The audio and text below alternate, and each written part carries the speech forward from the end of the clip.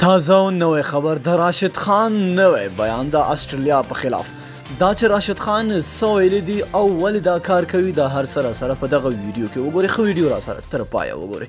ګرانو مینوالو یو ځل بیا مو په سلامونو هرکلی کوم.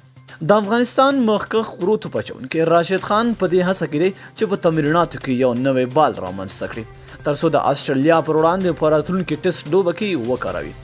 نوموړی همداراز وایي چې دا بال په شلوریزو لوبو کې نه کاروي ځکه هغه په شلوریزو لوبو کې په توپچونه کې پوره مهارت لري. خو چون ټیسټ لوبې له شلوریزو لوبو سره ډېر بدلون لري نو د نوي بال تمرینات د استرالیا پر وړاندې د ټیسټ لوبې لپاره کوي. راشد خان چې په استرالیا کې د بیګ باش تجارتي لیګ کې ولوبېده او د ایډلېډ سټرایکرز لوبډلې لپاره تر ټولو زیاتې ویکټې ترلاسه کړې. ویل کېږي په استرالیا کې یو شمېر خیریه کارونه هم ترسره کړي دي چې د استرالیایانو زړونه یې ګټلي. راشد خان په استرالیا کې تمرینات هم ترسره کړي دي چې ویل کېږي په راتلونکي نړیوال شلوریز جام او همداراز د استرالیا پر وړاندې په ټیسټ لوبه کې به خلک حیرانه کړي. راشد خان چې په استرالیا کې له یوې کرکټ رسنۍ سره خبرې کولې وویل چې هڅه کوم په راتلونکو لوبو کې یو څه نوی په میدان کې خلکو ته ښکاره کړم.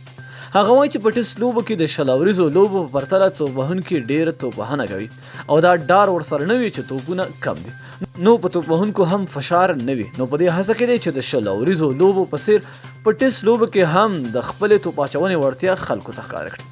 هغه زیاتوي چې په راتلونکي اوړي کې به موږ په استرالیا کې یو او زه به په یو داسې برخه کې ښه وړاندې کړم چې ډېر کنټرول پرې ولرم او د شلوریزو لوبو په څیر په ټیسټ لوبو کې هم ښه توپ اچونه نندارې ته وړاندې کړم. دوستانو تاسو د راشد خان دغه کار ته په کوم نظر ګورئ؟ لاندې په کمنټ کې موږ سره خپل نظر شریک کړئ.